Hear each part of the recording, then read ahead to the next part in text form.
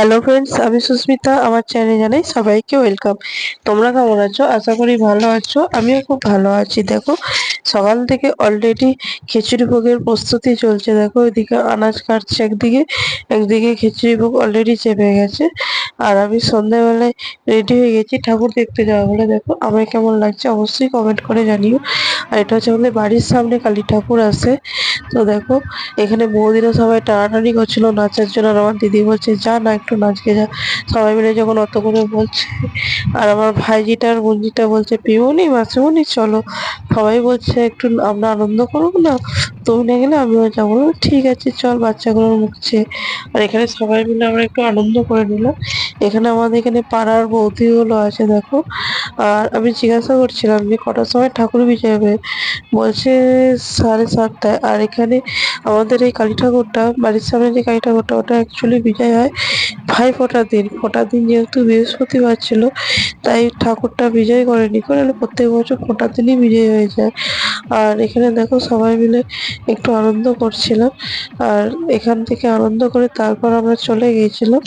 তো আমাদের যে সরকারি মায়ের তলায়, ওখানে যেতে দেবে না, বলছে একটু থাক। আমি বলছি না না, মানে অলরেডি ঠাকুর বেরিয়ে গেছে, তো তোমরা এসো তাহলে, আমরা যাচ্ছি। আর এখানে দেখো, ঠাকুর অলরেডি অনেকটা এগিয়ে নিয়ে চলে গেছে। আর এখানে জানো তো, ঠাকুর বেরোনোর পরে আমাদের খিচুড়ি ভোগ খাওয়াতে বসিয়ে দেয়, কেননা নাহলে অনেকটা রাত হয়ে যাবে। আর এখানে আমাদের সঙ্গে আমার আর দিদির সঙ্গে ছিল আমার ছোট ভাইজিটা, আর আমার জামাইবাবুর সঙ্গে ছিল বোনজি আর ভাইজি, বড় ভাইজিটা।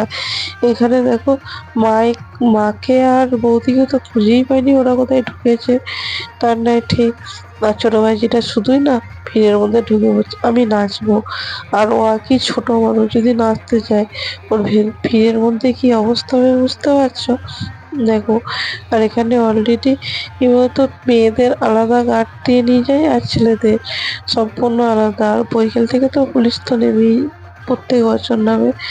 আর কি বলতো, আমাদের এই কালীর পুজোয় মারপিট খুব একটা মারপিট হয় না বললেই চলে। আর কমিটির লোক তো সবসময় গাইড দিয়ে দিয়ে নিয়ে যায় মেয়েদেরকে, বিশেষ করে মেয়েদেরকে প্রোটেক্ট করে নিয়ে যায়। আর এখানে সবাই মিলে কত সুন্দর আনন্দ করছে দেখো, আমারও খুব ভালো লাগছিল। আর এখানে সবাই মিলে টানাটানি করছিল নাচার জন্য।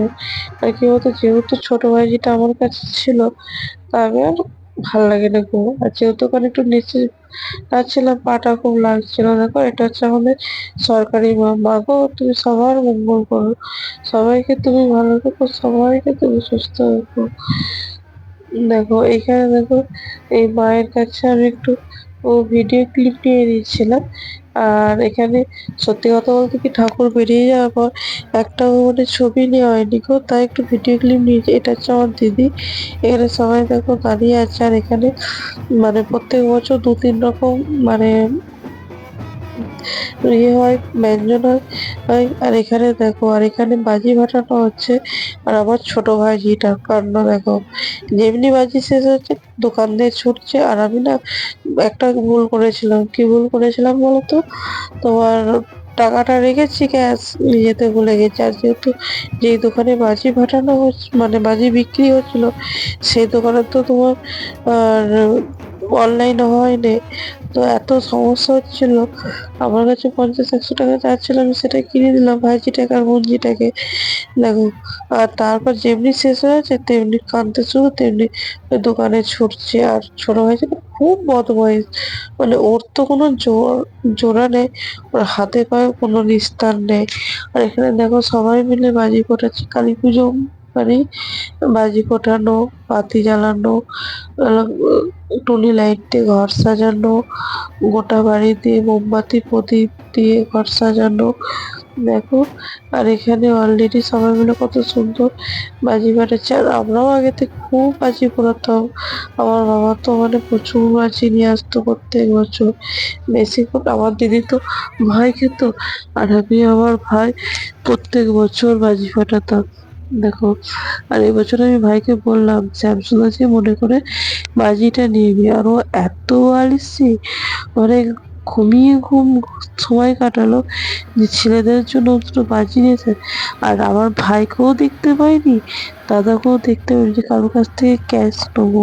আমি যেহেতু ক্যাশটা নিতে ভুলে গেছিলাম। আর এখানে একটা জিনিস দেখো, এখানে আমার কাকার ছেলেটা আমার ছোট ভাইজিকে নিয়ে খুব নাচছে দেখো। আর দেখো এখানে সবাই কত সুন্দর বাজি ফুটাচ্ছে, অসাধারণ লাগছে। এই কালী পুজো ঠাকুর বিজয়ের দিন আমাদের এই দিনটার জন্য সবাই অপেক্ষা করে। পুজো আস্তে আস্তেই ভালো, পুজো সত্যিই ভালো পুজো আসছে। আর পুজোটা চলে গেলে মনটা খুব খারাপ হয় না? হ্যাঁ।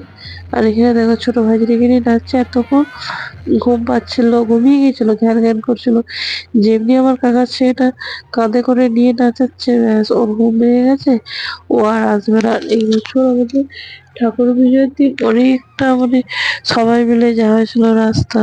আর প্রচন্ড ক্লান্ত লাগছিল, এতটা ক্লান্ত লাগছিল যে কি বলবো, যে একবার না রেস্ট নিলে হবে না।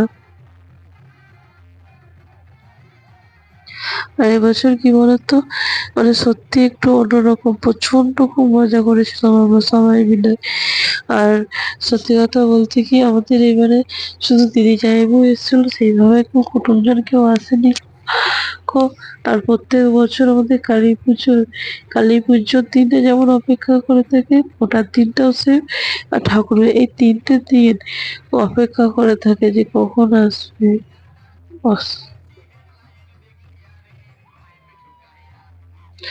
দেখো এখানে সবাই কত সুন্দর আনন্দ করছে।